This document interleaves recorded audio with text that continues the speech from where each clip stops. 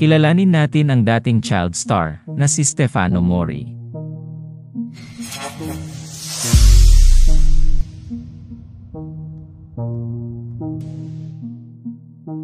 Isa si Stefano Mori sa mga sikat na child stars noong dekada 90. Si Stefano ay naging cast member ng defunct youth-oriented show na Gimmick kung saan naging ka-love team niya ang aktres na si Camille Prats. Naging bahagi rin ng bandang JCS si Stefano kasama sina Carlo Aquino at John Prats. Ang huling proyektong ginawa ni Stefano Mori ay ang pelikulang I Think I'm in Love na ipinalabas noong 2002. Nagdesisyon si Stefano na manirahan ng tahimik sa Italia kasama ang kanyang pamilya. Kalaunan ay bumuo na rin siya ng sarili niyang pamilya at nakapangasawa ng isa ring Pinay.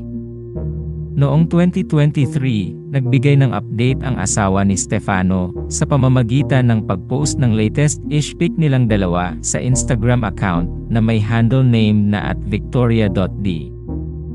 Ayon sa asawa nito, ang naging dahilan kung bakit hindi nagtetake ng photos si Stefano ay dahil pribadong tao na raw ito, at dahil nawalan na raw siya ng kakayahang mag-post para sa picture.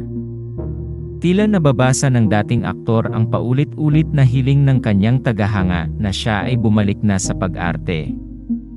Kaya sa pamamagitan ng Instagram account ng kanyang asawa ay naglabas na ng opisyal na pahayag si Stefano upang sagutin ang mga panawagan na ito ng kanyang mga fans.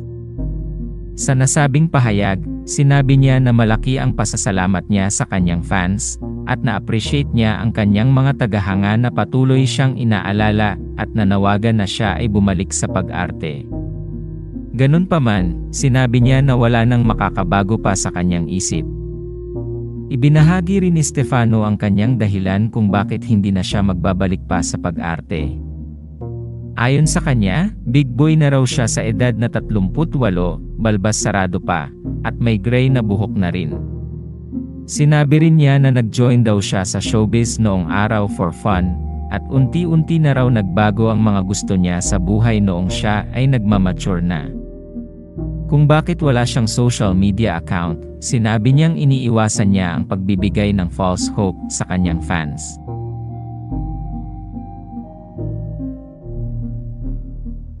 Salamat sa panonood. Huwag kalimutang mag-subscribe sa aming YouTube channel, i-like ang video na ito, at i-turn on ang notification bell.